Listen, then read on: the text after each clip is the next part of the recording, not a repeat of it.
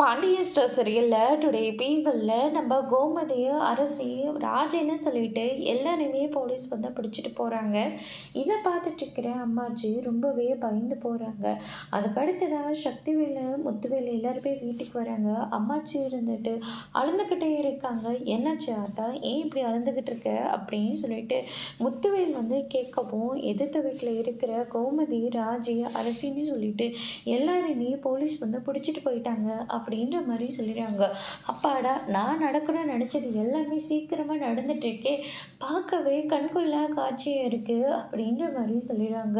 அதுக்கு அடுத்ததாக வந்து பார்த்திங்கன்னா, கொஞ்சம் கூட மனசாட்சி இல்லாமல் நடந்துக்காத சக்திவேல், உன்னை பார்க்கவே அவ்வளோ கோபமாக இருக்குது, உன்னவா நான் என் வயிற்றில் பெத்தன்றதுக்காக நான் ரொம்பவே அசிங்கமாக நினைக்கிறேன் அப்படின்ற மாதிரி சொல்லிடுறாங்க. என்னத்தா வாய் கொஞ்சம் நிறையவே போயிட்டுருக்கு, என்ன ஓடி போன மகளுக்காகவும் பேத்திக்காகவும் இப்படி உட்காந்து அழுந்துக்கிட்டு இருக்கியா அப்படின்ற மாதிரி சொல்லிடுறாங்க. ஏன் பையனை தூக்கி ஸ்டேஷனில் வச்சும்போது அவன் கொசுக்கடியிலையும் சரியாக சாப்பிடாம பைத்தியம் பிடிச்ச மாதிரி தெரிஞ்சிட்டு இருந்தான். அப்போ எனக்கு எவ்வளோ கஷ்டமாக இருந்திருக்கும்.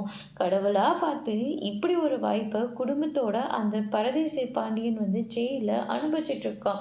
ரொம்ப சந்தோஷமாக இருக்குது அப்படின்னு சொல்லிட்டு சக்திவேல் வந்து சொல்லிக்கிட்டு இருக்காங்க. எனக்கு அப்போவே தெரியும் இந்த குடும்பம் எந்த எல்லைக்கு வேணாலும் போகும்னு, நினச்ச மாதிரி எல்லாமே நடந்துட்டுருக்கு அப்படின்னு சொல்லிட்டு சக்திவேல் வந்து ரொம்பவே சந்தோஷமாக சொல்லிக்கிட்டு இருக்காங்க. அதோட இன்னைக்கான பிரம்ம முடிச்சிருக்காங்க.